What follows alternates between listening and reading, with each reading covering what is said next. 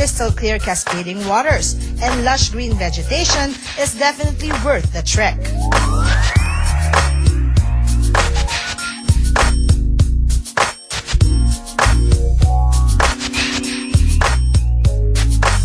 Malita is so gifted. Not only did Mother Nature endow its hills and mountains with scenic gifts, hanggang sa ilalim ng tubig, may nadiskubring sorpresa si Kian. Guys, kita nyo naman ang dynamic tripper nyo. Rain or shine, walang magpapapigil sa akin. Sa gagawin natin ngayon ay isang diving experience na hindi ko makakalimutan. Dahil first time ko, guys. And to think na medyo nakaka-nervyos dahil may sinasabi sila na pag may flight ka daw, kailangan mo ng 12 hours between for decompression para hindi, kasi delikado daw kung nag-scuba diving ka, tapos may flight ka in less than 12 hours, it's very dangerous for you. Pero they have all the safety precautions. And if worst comes to worst case scenario, may helicopter daw na magsusundo sa akin kung may mangyayari. Sana naman wala, kasi I'm no stranger to danger, alam niyo naman. And itong Tubalan Cove, may 6 dive spots po yan. At different levels for beginners, intermediate, and of course, the experts.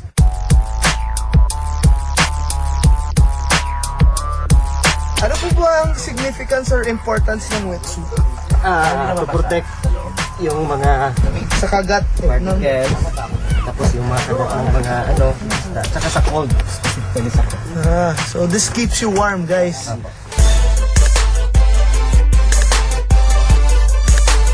Guys, you can call me Aquaman.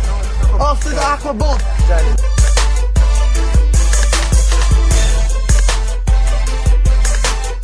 First time ni Kian mag-scuba dive. Plus, he's no stranger to danger. Kaya seryoso niyang pinakikinggan ang instructions ng dive master. For example, yung regulator ko, hinahawakan ko. Okay? Tapos yung mask ko din, hahawakan ko. Ganito.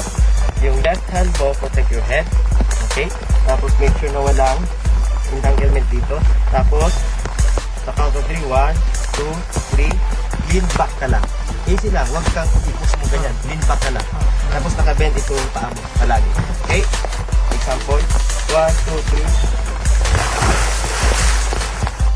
3. After a few minutes, nakuha na ni Kian ng basics. Dito natin mapatutunayan kung kakayanin ni Kian ang pressure underwater.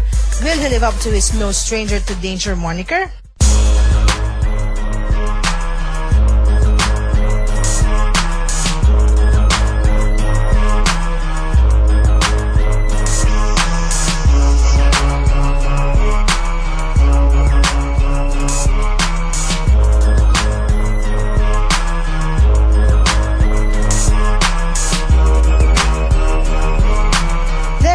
Much to see underwater.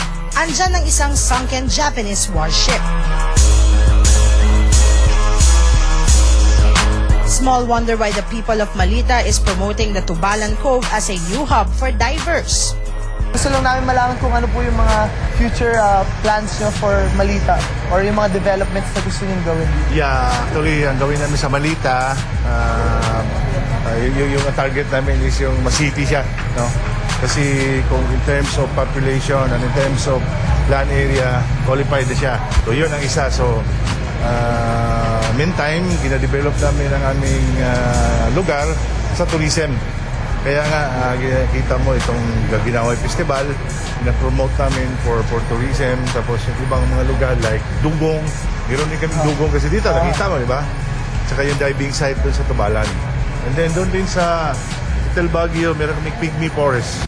Mukhang naipamalita na ang mga sikreto ng Malita. Hindi na siya secret, and why should it remain hidden? After seeing what the municipality has to offer, Malita should be bared for the whole country and the world to see. Sabi nga, if you have it, flaunt it. And Malita definitely has it.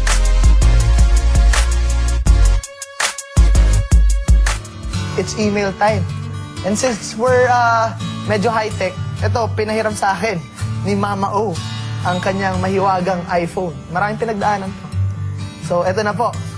This email ad, kasi may wifi po dito sa rest house, kaya may coverage kami ng email. Itong email na to ay from Raquel of Caloocan. Hi guys! You're the best! Grabe talaga! Alam nyo ba kung gaano kadaming viewers nyo? Well, maraming salamat. Dahil, same here, hindi ko rin alam. Ang galing mo, Raquel. Sabi niya, pero for sure, madami yon. Alam nyo guys, nakakainggit kayo kasi napupuntahan nyo lahat ng lugar sa Pilipinas.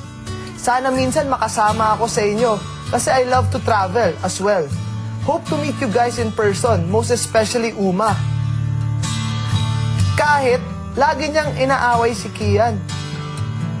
Aba, Raquel, sandali lang. Okay lang si Uma kahit ako inaaway. Pero okay lang yan. Minsan, nangyayari yan, pero naayos rin yan minsan.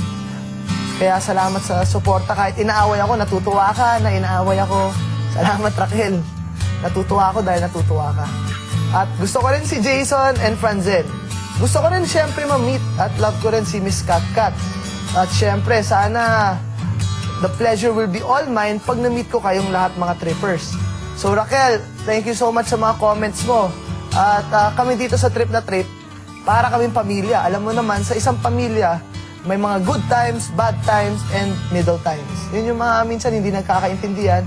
Pero naayos namin yan dahil kami ay isang big happy family.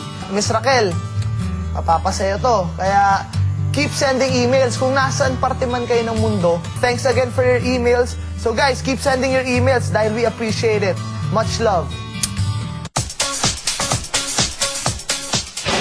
Last November 14, ginanap sa SM City Clark, Pampanga ang ikatlong North Philippines Tourism and Travel Expo.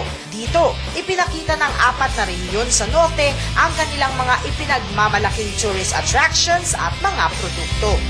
Ginawa ito ng 4 na regions ng North Philippines. Ang Region 1, yung Ilocos, Region 2, Cagayan Valley, Region 3, yung Central Luzon at yung Cordillera. Ginawa natin ito ay para bigyan ng importansya yung domestic at saka international tourism natin dito sa parte ng North Philippines. Ano? Karapat dapat lang na magkaroon tayo ngayon ng isang showcase na kabuuan ng 4 na regions ng North Philippines na kung saan ay makikita kung ano ang may offer ng 4 na regions na yan.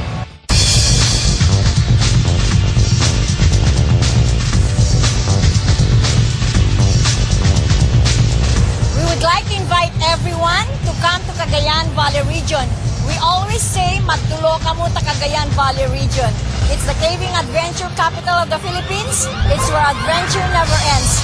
Ipinamalas rin ng ilang probinsya ang kani-kanilang katutubong sayaw at festivals tulad ng Panagbenga ng Baguio.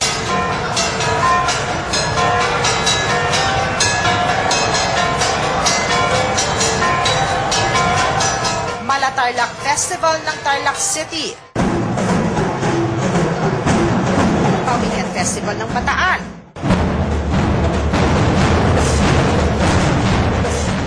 Dahil sa expo na ito, inaasahan ng Department of Tourism ang pagtaas ng bilang ng mga turista sa Northern Luzon ngayong Kapaskuhan at pati na rin next summer. Wow, that's our other cameraman who's gonna come with me. Oh, that's Ray. Look at Ray. Wow. Hydrocephalus. Oh no, it's Jollibee. Coming up next, the keepers of what used to be the secrets of Malita, its unique ethnic groups sa pagbabalik ng Best Travel Show ng Bayan.